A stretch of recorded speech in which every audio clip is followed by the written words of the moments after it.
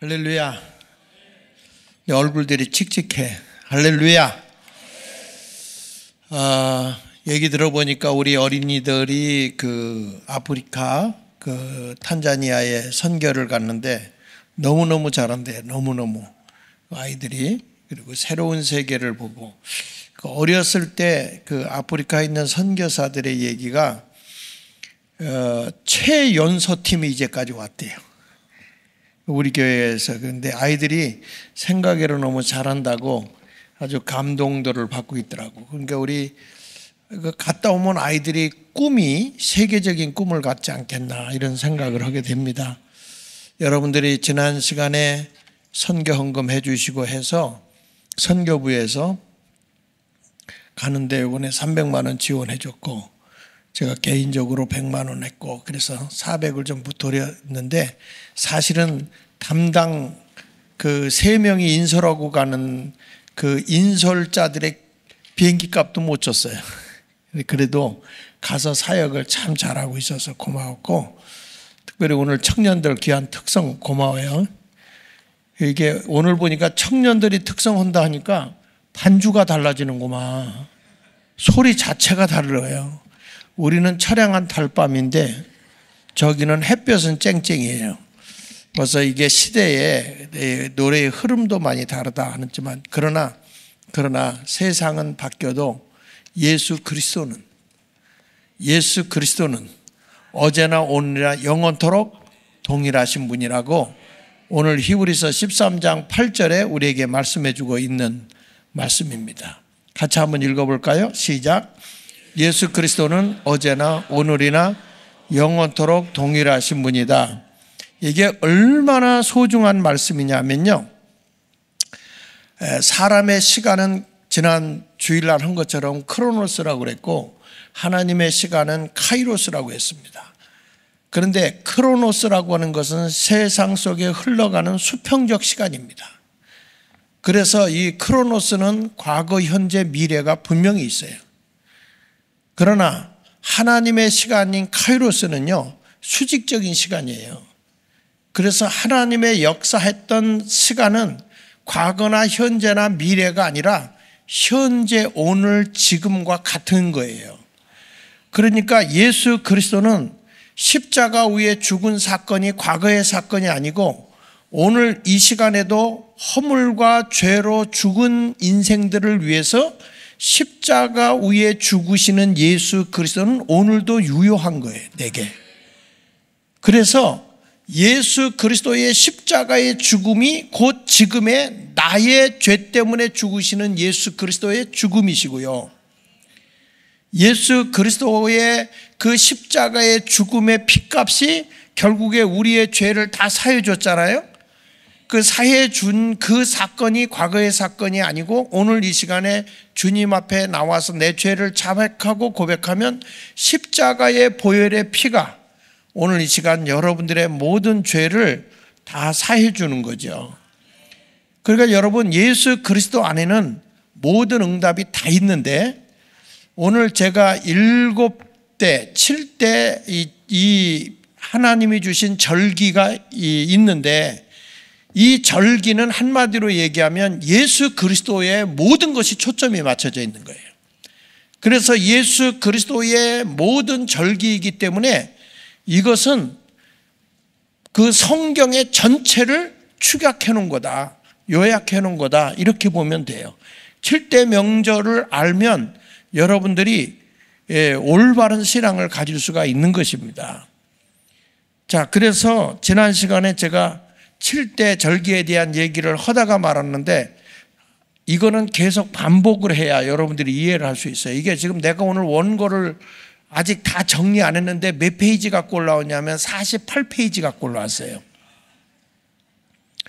그것도 많은 예수 그리스도에 대한 여러분 이 히브리서가 초점을 어디다 두고 여러분들의 성경을 읽어보면 아주 히브리서가 굉장히 은혜가 되냐면 오직 예수 그리스도예요.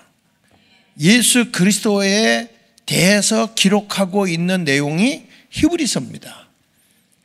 그래서 이 예수 그리스도를 믿는 사람에게는 요 7가지 절기를 알아야 되는데 6월절이라고 하는 것은 이스라엘 백성이 하나님의 재앙이 왔을 때, 첫 것이 다 죽어갈 때 문인방과 문설주에다가 어린 양의 피를 바르면 사망이 왔다가 그 어린 양의 피를 바르는 곳에는 죽음이 넘어갔어요.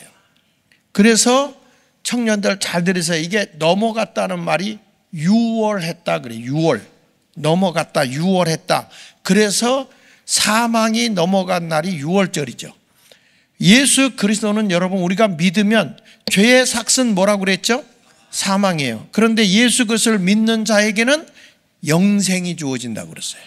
영원한 생명이 주어지는 거예요. 그래서 예수 그리스도가 뭐라고 했어요? 나는 곧 길이고 진리고 생명이다. 예수 그리스도를 믿는 순간에 우리는 이 유월절의 명절에서 승리하게 되는 거고, 그 다음에 이제 그 유월절에 예수님이 십자가 위에서 누구 죄 때문에 죽으셨다고? 내 죄 때문에 죽은 거죠. 성경 말씀에 보면 히브리서 10장 1절에 이렇게 말하죠. 율법은 장차 올 좋은 일에 뭐라고요? 그림자일 뿐이며 참 형상이 아니므로 해마다 늘 드리는 같은 제사로 나오는 자들을 언제나 온전하게 할 수 없다. 그러니까 구약의 모든 제사가 온전하게 할 수 없는 거예요. 그 제사를 온전하게 하러 오신 분이 누구냐면 오직 예수예요. 오직 예수. 예수 그리스도. 그래서 천하 인간에 예수 그리스도 이름 외에는 우리를 구원하게 해주실 분이 없어요. 그러니까 예수만 잘 믿으면 여러분이 구원받고 내 죄도 사함받고 죽어도 천국 가고 영원한 안식을 누릴 수 있는 것입니다. 할렐루야. 그 6월절 하면은 뭘 빼놓을 수 없냐면 어린 양의 피예요. 다시 한번 우리 출애굽기 12장 13절로 14절의 내용을 보면은 내가 애굽 땅을 칠 때 그 피가 너희가 사는 집에 있어서 너희를 위하여 표적이 될지라. 내가 같이 읽어보세요. 내가 피를 볼 때에 너희를 뭐하리니? 넘어가리니. 사망이 넘어가리니. 재앙이 너희에게 내려 멸하지 아니하리라. 너희는 이날을 기념하여 여호와의 절기를 삼아 영원한 규례대로 지킬지니라. 할렐루야. 그래서 여러분, 이 유월절이라고 하는 것은 구약의 약속이잖아요. 근데 신약의 예수 그리스도 하나님이 육의 옷을 입고 어린 양으로 오셔서 이렇게 유월절 어린 양이 되어 죽으실 분이 누구냐? 예수님입니다. 그래서 그 예수를 믿으면 여러분 사망이 넘어가는 거예요.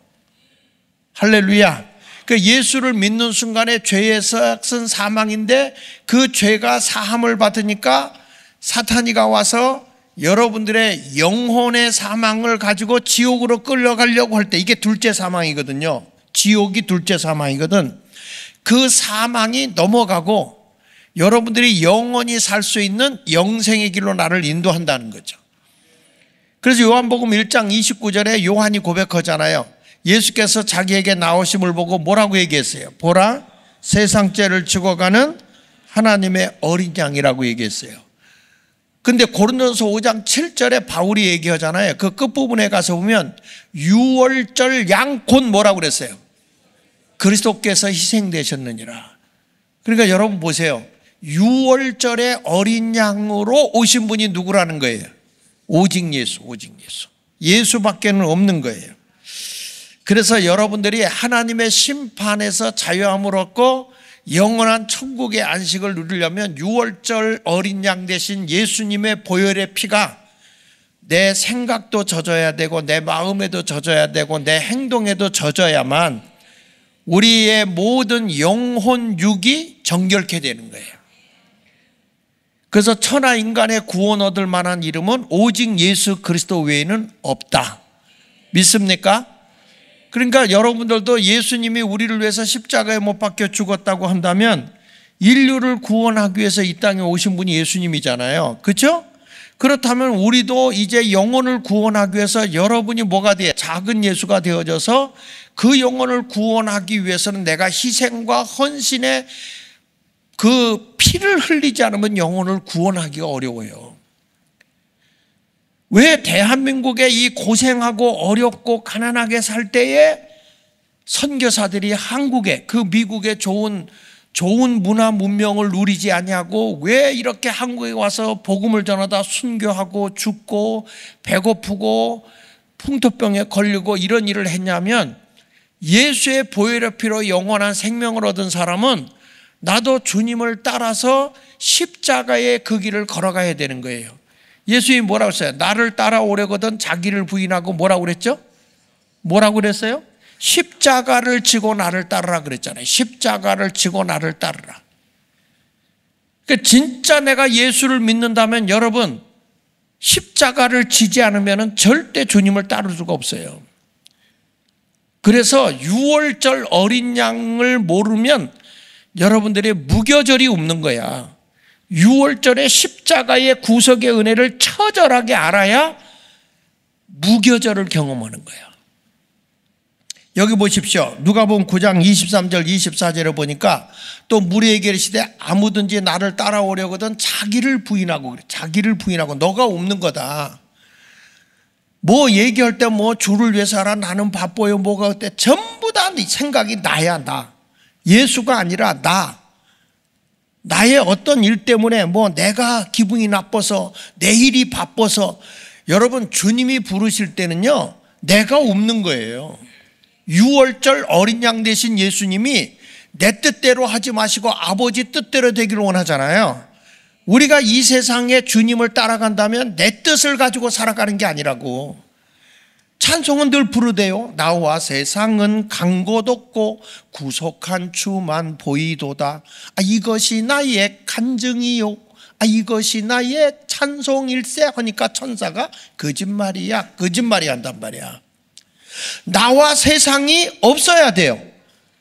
예수의 보혈의 피만이 인류를 구원하셨듯이 여러분들의 희생과 헌신과 죽기까지 하는 그 아픔이 없이는 주님의 발자취를 따라갈 수 없다 이거야. 근데 우리는 하나의 예수를 믿는다고 하는 것이 종교생활인 거예요. 종교생활. 주일학교도 그렇고 우리 중고청년들 그렇고 내가 따라갈 분은 예수님이라는 거예요. 그러니까 초대교회 사도들이 그렇게 바쁜데 배와 그물을 버려두고 예수를 쫓잖아요. 집이 겨우 먹고 살만한데 그냥 베드로가 고기라도 잡아갖고 와야 사는데 예수님을 따라가니까 그 장모가 홧김에 열병이 난 거예요. 예수님이 찾아가서 고쳐주긴 했지만 말이에요. 여러분 여기 보세요. 누구든지 나를 따라오려거든 자기를 뭐하고 너는 없다 이거야. 너를 부인해라 이거야.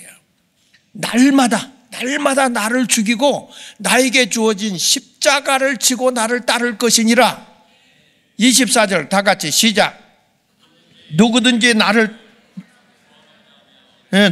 제 목숨을 구원하고자 하면 뭐한다? 잃을 것이요. 누구든지 나를 위하여. 내가 누구요? 장하길 목사요? 누구? 예수 그리스도예요. 나를 위하여 제 목숨을 잃으면 뭐라고 그랬죠? 구원을 받는다고 했어요. 그러니까 여러분, 우리가 신앙생활 하면서 많은 분들이 십자가를 던져놨어요.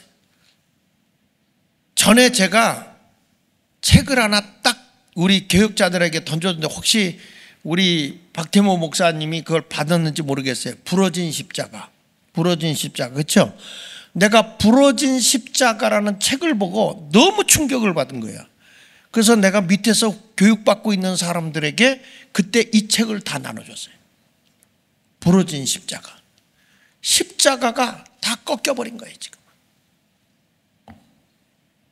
예수님은 오늘도 나를 따라오려거든 자기를 부인하고 십자가를 지고 따라오라고 그랬는데 십자가를 다 부질러 놔버린 거예요. 십자가가 없어요. 요즘에 예수 믿는 많은 분들이 너무 세상이 편안하고 좋아지니까 십자가를 다 집어던져 버린 거예요. 그냥 액세서리 십자가 하나 갖고 있는 거예요. 그러니까 지금 뭐가 오냐면 유월절이 없는 거예요. 유월절이. 그러니 어떻게 우리가 죄사함 속에 구원의 감격 속에 신앙생활을 하겠냐 이거죠. 구원의 감격이 없는 거예요. 종교 생활을 해. 주일날 와서 예배는 드리고 있는데 기도하자 안 해요. 주를 위해 희생하자, 헌신하자. 내 마음에 안 맞으면 다 싫은 거야. 내가 부인이 안 돼. 내가 부인이 되고 십자가를 지고 따라가야 되는데 내가 살아서 십자가를 오히려 부러뜨려 버리고 마는 거예요. 이런 현실 속에서 여러분 신앙이 바로 서야 될 거 아닙니까? 주님이 원하는 그 길을 걸어가야죠. 그래야 교회가 삽니다. 한국교회가 살고 여러분의 심령이 살고요. 할렐루야. 우리 공동체인 교회가 왜 죽습니까? 십자가가 없으니까 죽는 거예요. 바빠서 못 모여요. 뭐해 못 보여. 전부 다 자기 일에 바쁜 거지 주를 위해서 드리는 게 뭐가 있냐 이 말이에요. 수련회 가야죠. 난 일이 있어서 못 가요. 그러니까 십자가가 부러진 거예요. 자기를 부인할 줄 알아야죠. 십자가를 지고 따라가는 거예요. 목사님 예수 믿기가 너무 원래 부담스러운 거예요. 자기를 부인하지 않으면 주님의 발자취를 따라갈 수가 없어요. 그런 의미로 찬송 한 장 불러봅시다. 265장 주 십자가를 지심으로 죄인을 구속하셨으니 우리 한번 박수치면서 불러봅시다. 그 피를 보고 믿는 자는 주님의 진노 면하. 할렐루야. 자, 그러니까 여러분 예수님의 그 십자가의 구속의 사건은 수직적인 시간이라 동일한 거예요. 그래서 주 안에 있는 사람은요, 과거에 손양원 목사나 길선주 목사나 그리고 뭐 이 나라의 훌륭한 사람, 그 이전에 신학자의 마틴 루터라든지 또는 뭐 쯔빙글러라든지 뭐 칼빈이라든지 요한 웨슬리라든지 이런 사람들은 다 주 안에서 우리가 다 형제고 자매 하나예요. 예수 안에서 구원받은 사람은 사람의 시간은 어마어마한 사람들이고 굉장히 역사가 오래된 사람인 것 같은데 주 안에서는 다 하나야. 믿습니까? 그래서 이 다음에 천국에 가면 다 주 안에서 하나고 다 아주 즐기면서 함께 할 수 있는 거예요. 아멘입니까? 그러니까 우리가 주 안에 들어오면 네가 잘났니 나가 잘났니 할 게 없어요. 주 안에서는 다 녹아져야 돼. 죄사함 받고 나와 세상 없고 오직 주님만 자랑하는 곳. 할렐루야. 예수 모시고 살면 예수 마을 교회는 누구만 자랑하면 돼요? 오직 예수님밖에 없는 거예요. 누구 때문에 누가 어쩌고 이거 없어요. 오직 예수예요. 그러니까 여러분 예수님이 인류를 구원하기 위해서 십자가에 희생을 했잖아요. 오늘도 우리 주님이 저와 여러분을 향해서 외치는 말이 뭐냐면은 나를 따라오라는 거예요. 뭘 하고? 너를 부인하고. 그러면서 오늘도 예수님이 이런 말 합니다. 너 하늘의 밀알이 되어 땅에 떨어져 죽어라. 그래야 많은 열매를 맺는다. 내가 다른 사람을 위해서 희생하는 게 피를 바른 거야. 근데 우리는 예수님의 희생과 구원의 피만 자랑할 뿐이지 내가 그 피를 이루기 위해서 희생의 삶을 살지 않는단 말이죠. 세계 교회들이 정말 순수한 복음을 받아들였을 때는 세계를 향해서 선교하고 봉사하고 섬기고 나누는 이런 삶을 살았어요. 근데 그 십자가의 피가 성도들에게 묻어지지 않으니까 종교인들이 되는 거야. 그리스도인이 되는 게 아니라 종교 행사라는 종교인이 되는 거예요. 그래서 우리 예수님이 말씀하는 거면 세상 끝날에 나를 따르는 자를 얼마나 보겠냐. 나를 믿는 자를 내가 얼마나 보겠냐. 오늘 여러분들의 말씀이 꼭 육비에 새겨졌으면 좋겠어요. 이것이 바로 유월절 어린 양 대신 예수를 믿는 거예요. 자, 여러분 예수 그리스도가 우리의 어린 양이 돼서 십자가에 죽으셨죠? 죽고 난 뒤에 무덤에 3일간 계셨어요. 그렇죠? 이걸 뭐라고 얘기냐면 무교절이라고 그래요. 무교절. 따라합시다. 무교절. 성경에 보면 출애굽기 12장 17절에 무교절을 지키라는 명령이에요. 여기는 이날은 뭐냐면 누룩이 들어가지 않은, 부풀어 오르는 게 아니라 그냥 있는 누룩 없는 떡, 자체를 믿는 거예요. 맛이 없죠. 근데 그걸 먹게 하는 거예요. 만약에 여기 보십시다. 너희가 무교절을 지키라. 이날에 내가 너희 군대를 애굽 땅에서 인도하여 내었음이라. 그러므로 너희가 영원한 규례를 삼아 대대로 이날을 지킬지니라.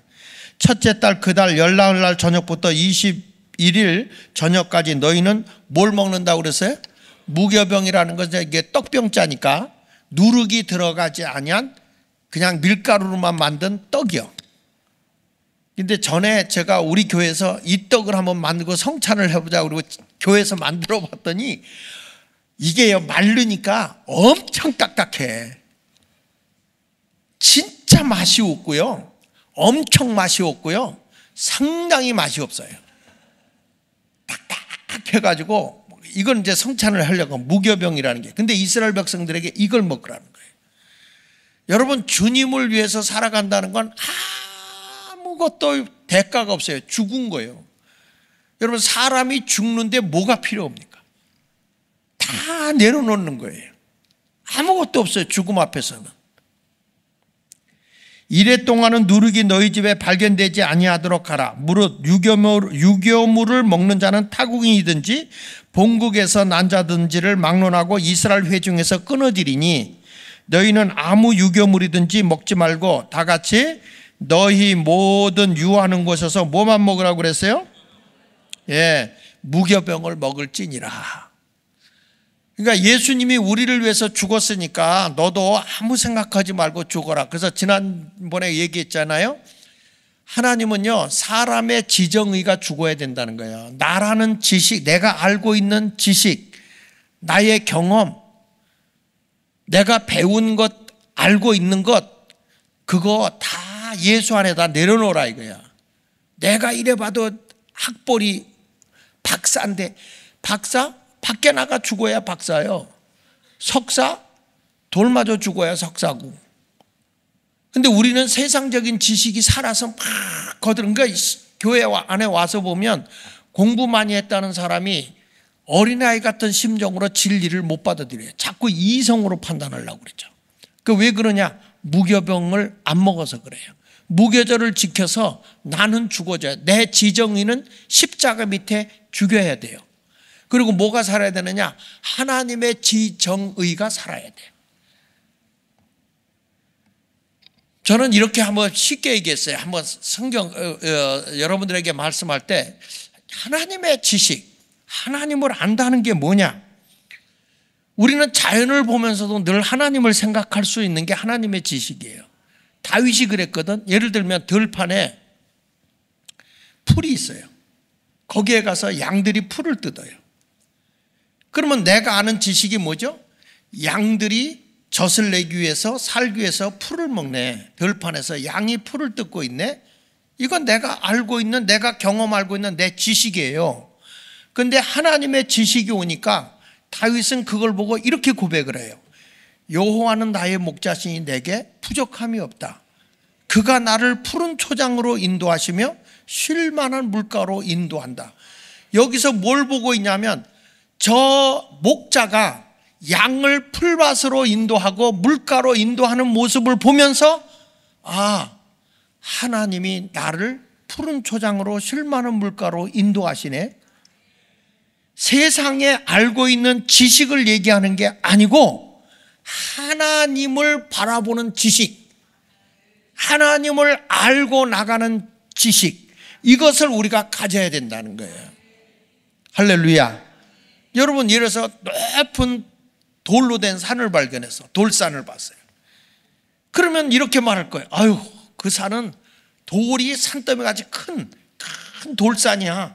이건 사람이 보고 경험한 지식이에요. 근데 이걸 하나님의 지식으로 가지니까 여호와는 나의 반석이시오, 나의 요새시라, 누구도 해할 수 없는 큰 바위시라 이거요. 여호와는 변함이 없으신 여호와 하나님. 똑같은 걸 보고도 다윗은 돌을 보는 순간에 나의 반석 되신 예수 그리스도, 나의 반석이신 하나님. 우리는 나의 지식으로 내가 알고 있는 이런 모든 것을 생각하는 게 아니고 하나님만을 바라보라 이거예요. 그래서 잠언 1장 7절에 여호와를 경외하는 것이 뭐라고 그랬어요? 지식의 근본이라고 그랬어요. 하나님을 아는 것, 그러니까 여호와를 잘 예배하고 하나님을 높여드리는 것. 이 경외라는 것 말은 공경할 경자 두려울 외자라니까 하나님을 진심으로 예배하는 것, 이것이 바로 하나님을 경외하는 것이 지식이다. 세상에 가서 모든 일을 볼 때 하나님이 나를 저렇게 인도하시네, 하나님이 나를 저렇게 지켜주시네, 하나님이 나를 저렇게 보호하시네, 내 생각으로 그냥 세상적인 지식에 함몰되어 있는 게 아니고 그 가운데서 역사하시는 하나님을 고백할 수 있는 것. 그러니까 나의 지정의는 다 내려놓고 오직 하나님만을 가지고 사는 거예요. 믿습니까? 여러분 보십시오. 우리가 하나님의 은혜를 잊고 하나님의 사랑을 잊고 살아요. 그래서 우리는 어떤 사람이든지 죄를 범해도 70번씩 7번이라도 용서해라고 그랬다. 그런데 우리가 용서받았다고 해서 우리가 계속 타락하고 우리가 부패된 삶을 살면 됩니까? 근데 하나님은 그런 자들에게 어떻게 하냐면 심판도 하시잖아요. 사랑의 하나님이지만은 우리가 하나님의 사랑을 방종해서 내가 계속적으로 잘못된 길로 걸어가면 하나님은 심판하는 하나님이세요. 사랑의 하나님이시면서 용서의 하나님이면서 채찍을 드시는 하나님이라고요. 그러니까 인간의 지식으로만 생각하면 하나님은 용서해 주셔, 우리에게 은혜를 주셔, 그래서 아무것도 안 해주고 하나님이 덮어놓고만 사랑합니까? 아니라는 거예요. 그래서 성경 디모데후서 3장 16절에 모든 성경은 하나님의 감동으로 된 것으로 교훈과 책망과 바르게 함과 의로 교육하기에 유익하다. 여러분, 하나님이 육의 옷을 입고 이 땅에 오신 분이 예수님이세요. 근데 그 예수님은 늘 따라가면서 내가 이 땅에 온 것은 내 뜻을 행하러 온 거 아니야, 하나님의 말씀대로 사신 거예요. 하나님의 계획 속에 사신 거예요. 그 예수님이 시험을 당할 때도 뭘 가지고 사냐? 말씀으로. 그렇죠? 야, 이 돌로 떡이 되게 해봐. 사람이 떡으로만 사는 게 아니라 하나님의 입으로 나오는 말씀으로 살아야 된다. 성경에 있는 내용을 가지고 예수님이 살아요.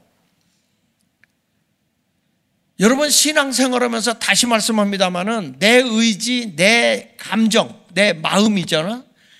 그리고 내가 알고 있는 지식으로 살려고 하지 말라는 거예요. 그거는 주님 앞에서 다 내려놓으라. 하나님의 지식으로, 그리스도의 마음으로, 그리스도의 뜻으로. 그게 의예요. 의. 그러니까 늘 나눠놓고 주님의 뜻을 따라 살아가는 거예요. 그래서 신앙생활은 뭐냐? 나의 지정의를 죽이는 거예요. 내 지정의를 내려놓는 거야. 오직 하나님의 지식으로, 하나님의 마음으로, 하나님의 뜻으로 살아가는 거예요. 이게 그리스도인인 거예요. 그러니까 제일 힘든 신앙이 뭐냐? 누르고 없는 떡을 먹는, 다시 말해서 가장 떼고 부풀어가는 그런 무교병. 그러니까 여러분, 무덤 속에 내가 들어가 있어야 되는 거예요. 나는 예수 앞에서 완전히 죽었어, 나는 없어. 성경 말씀 마태복음 12장 40절에 예수님의 죽음을 이렇게 표현했어요. 요나가 밤낮 사흘 동안 큰 물고기 뱃속에 있었던 같이 인자도, 예수님도 밤낮 사흘 동안 땅속에 있으리라. 요나가 물고기 뱃속에 들어갔을 때는 이미 죽은 거예요. 3일 동안. 거기서 무슨 세상의 영화와 부귀, 명예, 출세를 바랐겠어요. 이미 죽은 거죠. 여러분, 세상적인 명예와 의욕을 가지고 살려고 하지 말고 주님의 나라 위해서 살아야 된다. 이게 무교병이다, 이게. 오늘도 주님이 저와 여러분들을 향해서 하는 거예요. 날마다 내 자신을 쳐서 그리스도께 복종시켜라. 할렐루야. 내 뜻대로 살지 말고 오직 주님의 뜻대로 사는 거예요. 그 고린도서 15장 31절을 보세요. 형제들아, 내가 그리스도 예수 우리 주 안에 가진 바 너희에 대한 나의 자랑을 두고 단언한다. 나는 자랑할 게 딱 하나 있다. 그게 뭐냐? 나는 날마다 죽는다. 바울이 하는 얘기야. 나는 날마다 죽는다. 내 생각이 툭 하고 나면 주여, 주님 뜻을 따르겠습니다. 하나님만을 바라보겠습니다. 날마다 나는 죽고 오직 예수만 사는 거죠. 할렐루야. 여러분 오늘부터 나를 복종시키십시오. 아직도 내가 살아서 내가 이렇다 저렇다, 우리 청년들의 미래가 행복하고 하나님의 인도하심을 받고 살려고 하면 오늘 찬양 잘해 주셨는데 무교절에 들어가야 돼. 무덤 속에 나는 들어가야 돼. 오직 예수만 살아야 되는 거예요. 고린도서 10장 5절로 6절에 보세요. 하나님 아는 것을 대적하여, 그러니까 하나님에 대한 지식을 대적하는 거잖아요. 사람이 자기 뜻대로 살면. 그리고 대적하여 높아진 것을 다 무너뜨리고 모든 생각을 사로잡아 그리스도에게 복종하게 하라. 하나님을 아는 것에 대적하는 거예요. 내 지식을 가지고. 그리고 내가 높아지고 내가 좀 세상에서 나 하던 모든 것을 다 오늘 이 시간에 다 네 생각을, 네 지정의를 다 무너뜨려라. 오직 그리스도에게만 복종해라. 하나님의 뜻, 하나님의 그 지식, 거기에만 복종하라는 거예요. 6절을 봅시다. 같이 읽어봅시다. 시작. 너희의 복종이 온전하게 될 때에 모든 복종하지 않는 것을 벌하려고 준비하는 중에 있노라. 여기 보니까 너희 복종이 온전하게 될 때에 모든 복종하지 않는 것을 벌하려고 준비하는 중에 있었다, 이런 말이잖아요. 내가 그리스도께 복종하지 않으면 하나님의 진노가 임하는 거야, 이거예요. 그만큼 살기가 힘든 거예요. 우리가 배를 타고 어디를 가요. 그러면 항해사가 배 몰고 가는 거에 신경 쓸 필요 없어. 우리는 거기다 몸 그냥 얹고 있으면 돼요. 뛰쳐나가도 나갈 수가 없어요. 내가 그 LA에 가서 그 집회를 했는데, 집회 끝나고 났는데 그 한교영 목사님이 우리 교회의 중직자들을 다 지금 그 모아서 훈련을 하는데, 장 목사님 부흥회는 끝났지만 그분들에 가서 훈련을 시켜달라는 거야. 그런데 그게 어디냐 하면은 배 있지, 배. 유람선. 거기 가니까 호텔도 있고 다 있어. 거기에서 딱 하나 빌려놓고 거기서 집회하니까 이들은 못 나가는 거야. 딱 그 안에서 죽으나 사나 거기야. 그런데 그 배가 얼마나 큰지, 거기에는 식당도 있고 놀이터도 있고 뭐 다 있어. 그런데도 거기서 즐길 게 얼마나 있어. 배 위에 골프장도 있어. 큰 골프장은 아니지만 그런 게 있어요. 그런데 거기에 가보면 뭐 빠찡코도 있고 다 있잖아요. 뭐 식당이 얼마나 많은지 몰라. 그런데도 이 교인들을 어디다 집어넣느냐? 세미나실에다 딱 가둬놓고 밥 먹을 시간만 나가서 밥 먹고 잠잘 시간은 호텔에 들어가는 거야. 나는 왜 거기 태웠는지 모르겠어. 나라도 뭐 구경이라도 좀 하게 해주지. 아무 구경도 못 해봤어. 그러니까 미안하니까 한번 이렇게 가서 우리 집사람하고요, 배 안에서 내가 자는데 이야 얼마나 추운지. 히팅이 안 돼가지고 배에서 너무너무 추운 거야. 가지고 어떻게 추위를 이겼느냐? 배에 뜨거운 물은 나와요. 목욕실에 물 받아놓고 거기서 뜨겁게 몸을 익힌 다음에 그리고 침대에 들어가서 그냥 자고 나면 추우면 또 그 짓거리 하고. 그 나는 지금도 그거는 천국 갈 때까지 안 잃어버릴 것 같아요. 여러분, 우리도 세상에 그 안에 있을 때는 내가 뭘 육지로 어디로 여기저기 튀어나갈 수가 없어. 그 안에 딱 갇히는 거예요. 내가 주 안에 있다는 말은 주님의 뜻대로 살아가야 된다, 그 말이에요. 나를 죽이고 주님 뜻대로 살아가는 성도가 되시기를 예수 이름으로 축원을 드립니다. 할렐루야.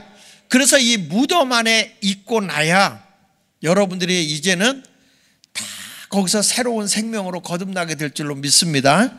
할렐루야. 자, 우리 찬양 한 장 하고 어두워진 세상길을 한번 좀 풀어보고 우리 초실절로 가야 돼. 초실절. 아이고, 이거 빨리 넘어가야 돼. 할렐루야. 이 무교절을 통과해야 되는데, 여러분 이제 나는 죽어지고 오직 예수만 살아야 됩니다. 다시 말합니다. 무교절이 뭐냐? 나의 지정의를 죽이고 하나님의 지정의 앞에 내가 복종하는 거다. 아시죠? 그러니까 이 과정을 통과하지 않으면 절대 여러분들에게 그 다음 단계인 초실절을 경험하지 못하는 거예요. 초실절이 뭐냐? 부활이죠. 부활. 예수 그리스도가 무덤에서 장사 지내고 3일 후에 부활하셨잖아요. 우리도 주 안에서 나의 지정의가 완전히 죽어질 때 하나님의 새로운 생명의 영역이 살아나는 거예요. 이걸 초실절이라고 그래요. 초실절을 다시 말하면 부활로 우리가 의미합니다. 부활.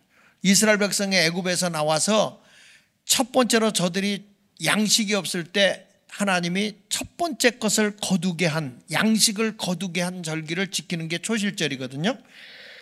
그래서 이것은 뭐냐? 감사와 헌신의 표시가 여기에 담겨져 있어요. 여러분, 우리가 초실절을 경험하지 않으면요, 뭐가 안 오느냐? 오순절 성령 역사가 안 와요. 부활의 감격과 기쁨, 다시 말해서 내가 예수 안에서 죄사함 받고 완전히 나는 없어지고 예수로 산 사람이 된 그들에게 성령을 주시는 거거든. 그 과정을, 그러니까 이 모든 게 고리로 연결이 돼 있어 가지고요, 요 절기절기 하나를 통과하지 않으면 하나님의 역사를 경험하지 못해요.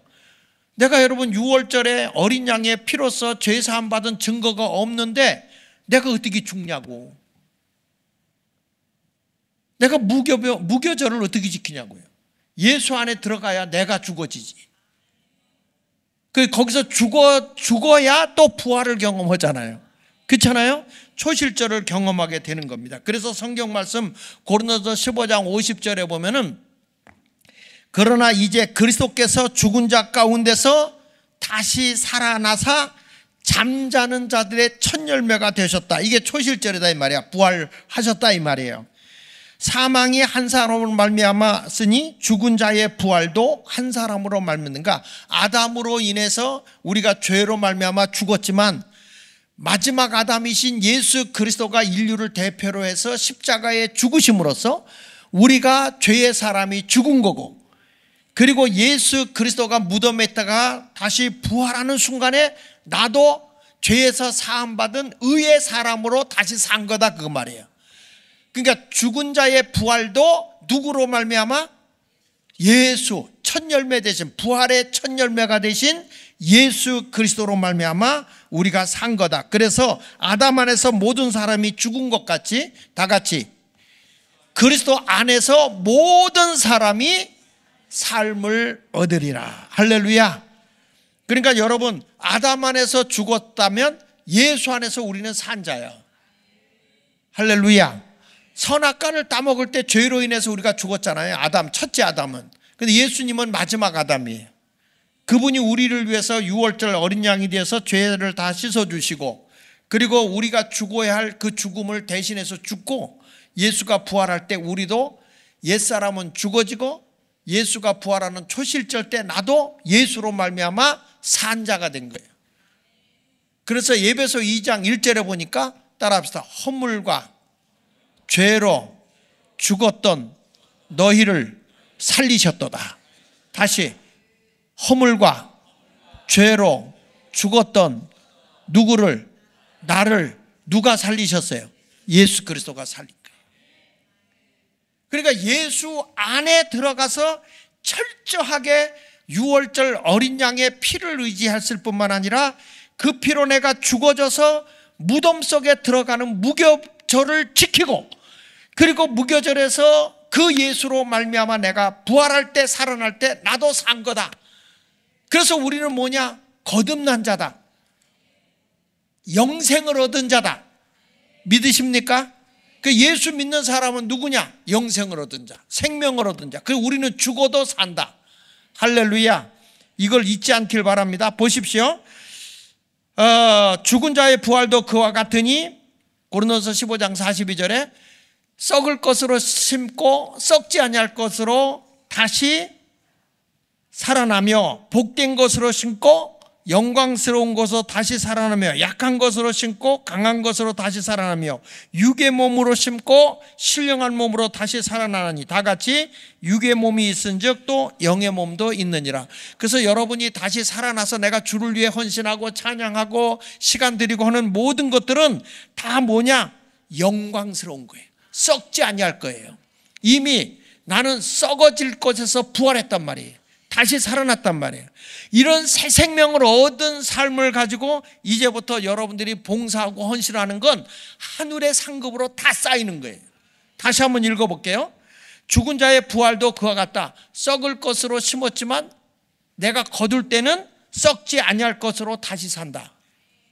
내가 욕된 것으로 심었지만 영광스러운 것으로 다시 살아나며 약한 것으로 심고 강한 것으로 다시 살아나. 그래서 내가 주를 위해서 연약해도 주님을 위해 드리고 작은 것이라도 주님을 위해 헌신하고 내가 바빠도 주님을 위해 시간을 드리고 이렇게 살 때 하나님은 영광스러운 것으로 우리를 다시 만들고 여러분을 약한 자를 만드는 게 아니라 주를 위해 살면 점점 강한 자로 나를 세워준다. 할렐루야. 그래서 우리는 내가 아까 얘기했잖아요. 나의 지정의가 죽어지고 하나님의 지정의가 산 거니까 영의 몸으로 사는 거란 말이야. 영적인 하나님의 그 능력으로 살아갈 수 있는 자가 되는 거예요. 여러분, 이게 예수 믿는 거예요. 이 예수 그리스도가 없이는 그 어느 것도 안 되는 거예요. 다시요. 6월절을 거쳐서 뭐가 온다고? 6월절 지나면 뭐가 온다고? 무교절. 무교절이 지나면 초실절. 이게 초실절이 뭐라고 그랬어요? 부활이야. 부활. 다시 산다 이거예요. 이렇게 부활의 경험을 딱 하고 나면 이어서 오는 게 뭐냐면 그게 오순절이에요. 오순절. 따라합시다. 오순절. 50일째 되는 날 뭐가 임했죠? 뭐가 임했죠? 성령. 그래서 성령 강림이 임하는 것입니다. 사도행전 2장 1절로 4절에 보니까 오순절 날이 이미 이름에 그랬잖아요. 그들이 다 같이 한 곳에 모였더니 이때 모인 사람이 전체 사람이 아니야. 120문도에 120문도. 12제자를 포함해서 정말 그 수많은 사람이 예수의 표적을 보고 쫓았던 사람들 다 도망가고 그 위험 속에 120문도가 모여서 저들이 한 곳에 모여서 마가다락방에 모여서 저들이 전혀 기도에 힘쓸 때 성령이 그들에게 임한 줄 믿습니다. 무슨 날에? 오순절 날에. 그러니까 여러분, 부활의 역사가 없이는, 내가 새 생명을 얻었다는 확신이 없이는 오순절이 내게 온다 안 온다? 안 오는 거야. 그러니까 성령 집회하는데 와라. 안 온다니까. 왜? 초실절이 없는데 어떻게 오순절을 오냐고. 내가 어떻게 예수의 보혈의 피로서 구원받은 감격이 아직 없는데 무덤 속에 들어가라면 들어가겠냐고요. 주를 위해서 당신 것 포기하세요. 내려놓으세요. 주를 위해서 시간도 다 주님에게 드리세요. 여러분, 아직 6월절 어린 양의 피를 받아본 적이 없는 사람이 자기가 무덤 속에 들어갈 가능성이 있습니까? 그러니까 교회는 왔다 갔다 하는데 절대로 이런 사람은 헌신이 없죠. 무교절을 통과하지 않았는데. 무교절이 들어가야 새 생명을 얻어. 나 주님 믿고 나 이제 주님을 경험했어요. 나는 이제 내가 없어요. 오직 주를 위해 살 거예요. 주님 막 감격을 흘리며 눈물을 흘리면서 주님을 찬양하고 그러지 않습니까? 그러다가 나중에는 거기서 못 가요. 그냥 성령을 받으러 가면 거기서 성령의 능력이 임하는 거거든요. 할렐루야. 그 성령은 따라합시다. 각 사람 위에 임한다. 2절 보세요. 호련히 하늘로부터 급하고 강한 바람 같은 소리가 해서 그들 앉은 온 집에 가득하며 마치 불이 혈처럼 갈라지는 것들이 그들에게 보여. 뭐라고 그랬죠? 각 사람이 하나씩 임하였다. 그러니까 성령은 저 사람 받았으면 됐어, 이게 아니야. 성령은 각자가 다 받아야 되는 거예요. 성령은 누가 받아야 된다? 내가. 다시 누가? 다시 성령은 누가 받아야 된다? 하나님의 영이 내게 온다니까요. 성령의 충만함을 받으면 여러분, 성령에 의해서 언어가 바뀌어요. 결론적인 얘기부터 하자면 성령은 절대 명사가 아니에요. 성령님은 멈춰있질 않아요. 동사야, 동사. 움직여요. 성령님은 계속 움직여요.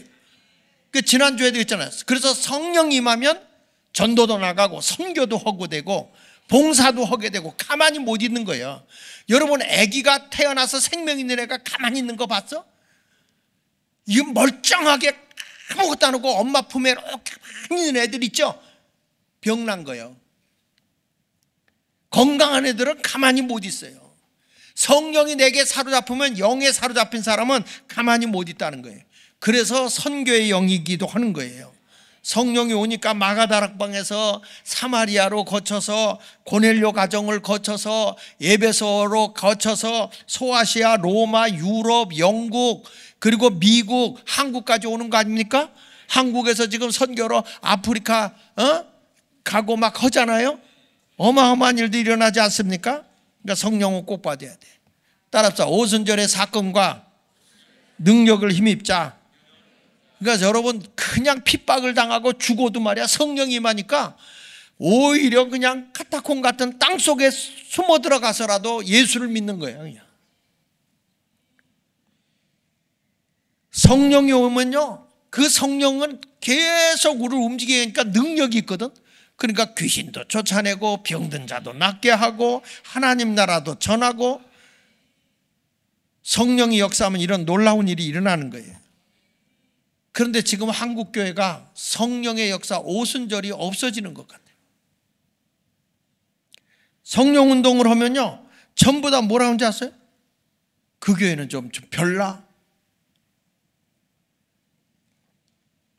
그리스도 예수 안에서는요, 이해가 아멘만 하면 돼. 고린도서 1장 20절 보세요. 하나님의 약속은 얼마든지 이해가 되나니 아멘하여 그리스도 예수 안에서 이해가 되니 그런즉 그로 말미암아 우리가 뭐하여? 아멘하여 하나님께 영광을 돌리게 되느니라. 그러니까 성령 받으면요, 예면 예, 아니면 아니야. 이거면 이거고 저거면 저거지. 그냥 중간에서 꼬쳐 먹고 매면 달래 먹고 매면 믿는 것도 아니고 안 믿는 것도 아니고, 성령 충만해야 확실한 믿음을 가지고 사는 거예요. 너 선악과 먹지 말라는데 왜 선악과 먹었어? 그러면 아유, 하나님 내가 잘못했습니다. 자기가 죽어지면 되는데 하나님이 짝 지어준 저 여자가요, 먹으라고 그랬어요. 하나님까지 끌고 들어가. 하나님이 저 여자만 안 줘줬으면 내가 죄를 안 범했을 건데 하나님이 짝 지어준 저 여자 때문에 내가 망했다 이거지. 하와한테 물어봤어. 너는 왜 선악과를 먹으라고 그랬어? 그러니까 하와가 뭐래? 저 뱀이 나를 유혹했다 이거야. 하나님이 천지를 창조하신 창조주 하나님의 뱀을 안 만들었으면 선악과도 안 먹는 건데. 전부 다 핑계 되는 거예요. 핑계. 자기 합리화하는 거예요. 한마디로 얘기해서 하나님께 반항하는 거죠. 이런 사람은 뭐죠? 무교절을 해서 아직 무교절을 안 지킨 거야.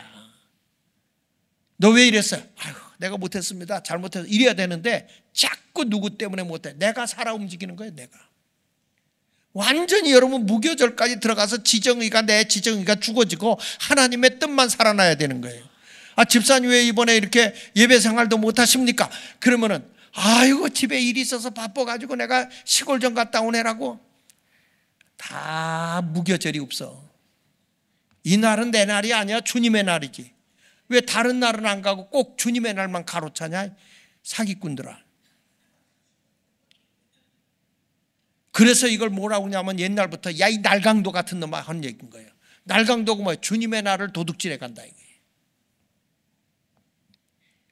온전한 믿음을 지키세요. 아멘. 이번에 그래서 여러분 성령을 충만히 받는 이번 기회가 됐으면 좋겠어요. 다시 말합니다. 무교절을 지나서 초실절 부활을 경험한 새 생명 얻었죠? 그럼 그것만 가지고 안 됩니다. 성령 받아야 됩니다. 오순절로 들어가야 되는 거예요. 고린도서 12장 13절에 보니까 우리가 유대인이나 헬라인이나 종이나 자유인이나 다 한 성령으로 세례를 받아 한 몸이 되었다. 자, 잘 들으세요. 성령 세례 따라합시다. 성령 세례. 성령 세례 받아야 한 몸이 돼. 교회가 한 공동체가 되려면 뭘 받아야 된다? 성령 세례를 받아야 돼.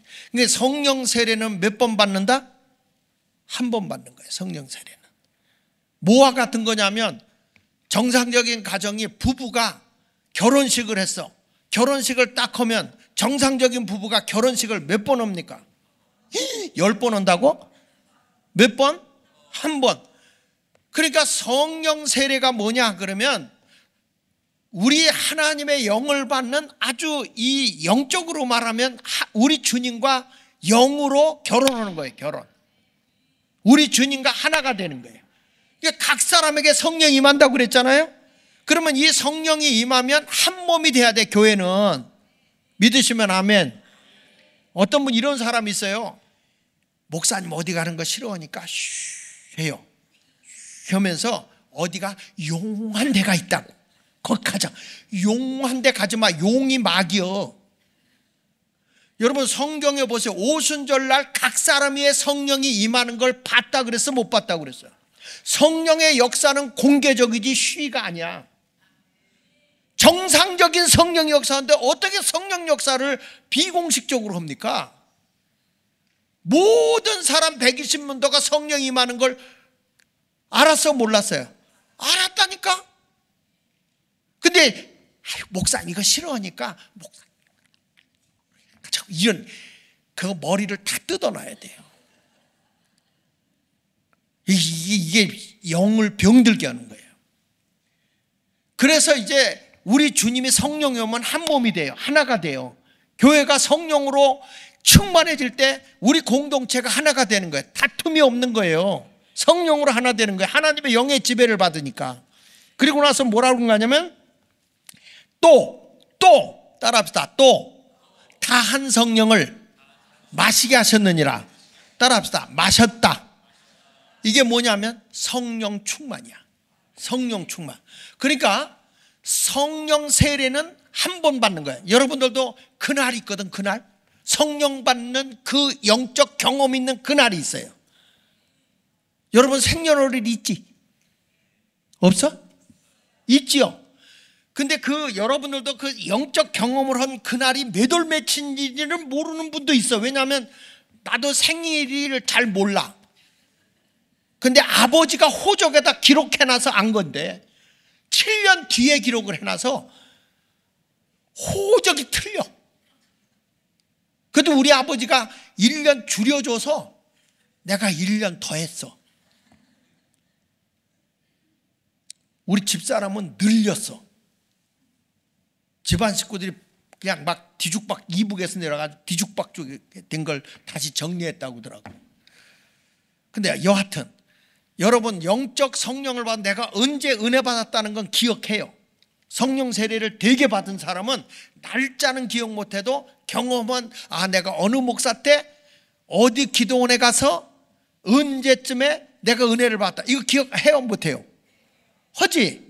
난 중학교 2학년 때 겨울방학 때 강다리 목사가 와서 상곡감리교에서 부흥회할 때 그때 내가 불 받았거든. 그리고 내가 주를 위해 헌신하겠다고 했거든요. 그날이 있어. 그날. 여러분 결혼한 날 알아 몰라? 알아 몰라? 알죠? 알죠? 난 자꾸 잃어버려. 그 우리 집사람 언제냐 그랬더니 하도 내가 요즘에 기억을 안 하니까 본인도 잃어버리는 것 같아. 근데 성령의 세례는 그날을 알아요. 그날. 아멘입니까? 그날 알고 나면 이제 우리 집사람하고 살고 이렇게 결혼했어요. 결혼은 날마다 할 필요가 없어요. 그 뒤부터는 우리 집사람과 내가 미운정 고운정 다툼도 있고 뭐도 하면서 계속 그 안에서 살아. 그렇죠? 여러분도 그러잖아. 이 인간이 그러면서도 살잖아. 그게 뭐냐면 성령 충만이야. 날마다 성령이 충만하고 사랑이 충만하죠. 성령 충만. 그러니까 성령은 소멸됩니다. 내가 계속 기도하자면 성령은 인격의 신이기 때문에 내가 사모하지 않으면 성령은 오지도 않을 뿐만 아니라 한 번 받은 걸로는 안 돼. 계속 이걸 충전시켜야 돼. 여러분들도 저기 스마트폰 그 배터리 닳죠? 그러면 충전시키죠? 매번 충전하지. 청년들 충전해 안 해? 충전시켜 안 시켜? 근데 너희들 기도로 충전해 안 해? 그러니까 이게 영적으로도 충전하라 이 얘기야. 오늘 청년들이 너무 싱싱해서 좋더라고. 근데 아무리 젊음이 좋아도 성령으로 충만하게 좋아야 되는 거예요. 할렐루야. 이번에 아이들이 굉장히 아프리카 가는데 영적 싸움을 거기서 간단 말이에요. 영적. 그래서 애들 기도를 엄청 많이 준비시켰더라고요. 애들 기도 준비도 많이 시키고 애들이 뭐 여러 가지 준비하는데 난 그걸 보면서 이 아이들이 거기 가서 영적으로 그런 걸 볼 줄 안단 말이야. 얼마나 귀한 일이냐고요. 난 우리 교회가 성령 세례 한번 받았으면 계속 무르익는 성령 충만함이 주어졌으면 좋겠어요. 할렐루야. 사랑이 오래 가면 무르익는 사랑이잖아요. 여러분도 미운정 고운정 다 들기를 바랍니다. 그러면서 막 교회 가서 이렇게 무르익으니까 성도들도 벌써 인격적으로나 신앙적으로 바르게 서니까 은사 운동을 해도 문제가 안 생기는 거야. 다 훈련되니까. 그러니까 우리 교회 와서 뭐 치유 집회도 하고 예언 집회도 하고 막 이런 거 해도 문제가 안 생기는 거야. 왜 안 생기느냐? 은사를 잘 우리가 훈련을 잘 받으면 되는데, 그 전에 어디서 막 예언한다고 그래서 내가 그분을 만났어. 만나가지고 이렇게 보니까 지가 하나님이에요. 지가 하나님이 돼가지고 예언한다고 반말을 찍적 그래. 꼭 무당이 하는 거고 똑같아. 그래서 내가 그걸 고치라고 그랬죠. 하나님이 나에게 말씀하는데 이렇게 하라고 하십니다. 그랬는데 하나님이 말씀하신다 내년 막 이러면서 막 하는 거예요. 하나님이 책망한다 그러면서 욕지거리를 하면서. 누가 하는 짓하고 똑같냐? 무당이 하는 짓하고 똑같은 거야. 이렇게 식으로. 그렇게 하면 안 돼요. 하나님의 음성을 줘도 그대로 우리가 내뱉는 게 아니라 그분에게 상처가 되지 않게 말을 잘 다듬어서 해줘야 되는 거예요. 아멘 하다 누가 돌아가셨나? 자, 그래서 여러분 이번에 오순절 경험을 해야 돼, 안 해야 돼? 수련회는 왜 갑니까?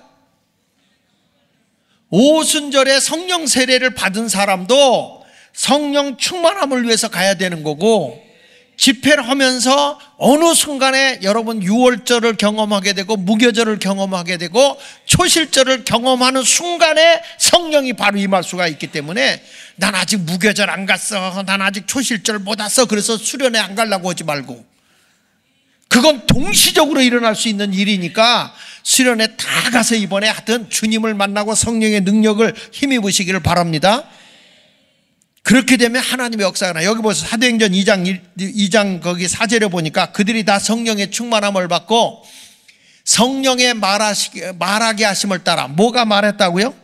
성령의 말하심을 따라서 다른 언어들로 말하기를 시작했다 그랬잖아요.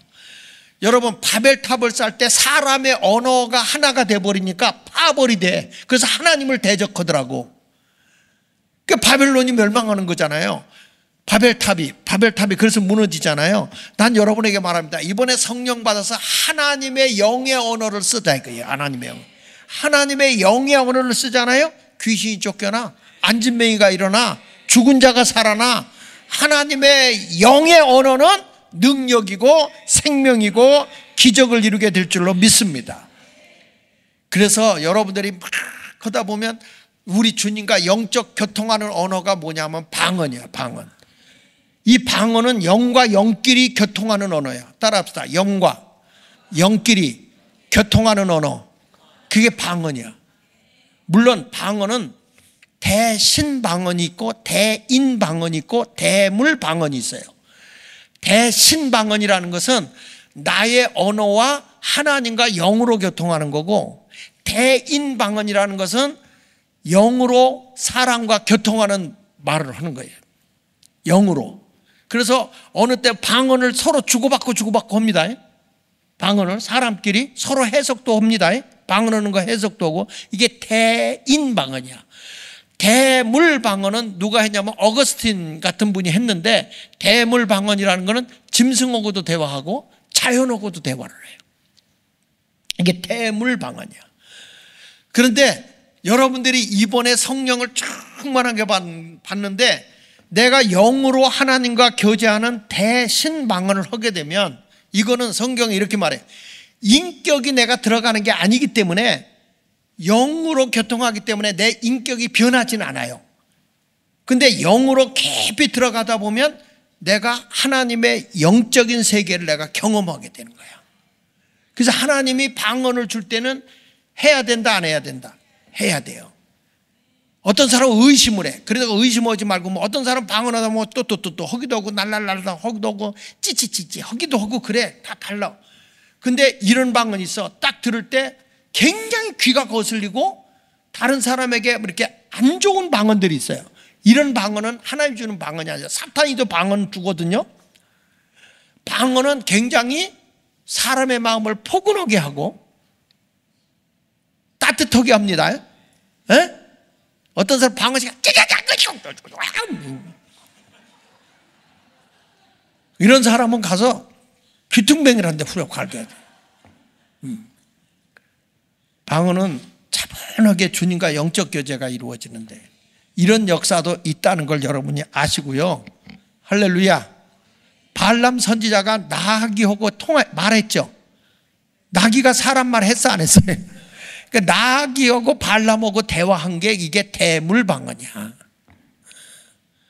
근데 우리가 보면 자연하고도 대화하지만 하나님과의 나와도 대화하고 영적인 사람과도 교제할 수 있는 이런 영적 교제가 있다. 그래서 성경 고린도서 14장 5절을 같이 읽어볼게요. 시작. 특별히 예언하기를 원하노라. 만일 방언을 말하는 자가 통역하여 교회의 덕을 세우지 아니하면 예언하는 자만 못하느니라. 전에 우리 안혜선 집사가 있을 때 방언 통역을 많이 했거든. 방언 통역을 지금 미국에 가 있는데, 이런 여러분들 은사를 받는 누가 방언할 때 그 방언 통역해 주는 사람 있는 게 좋아요.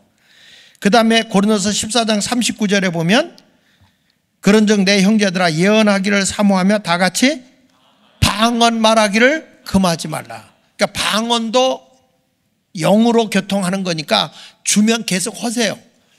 근데 이렇게 기도하는 게 좋아.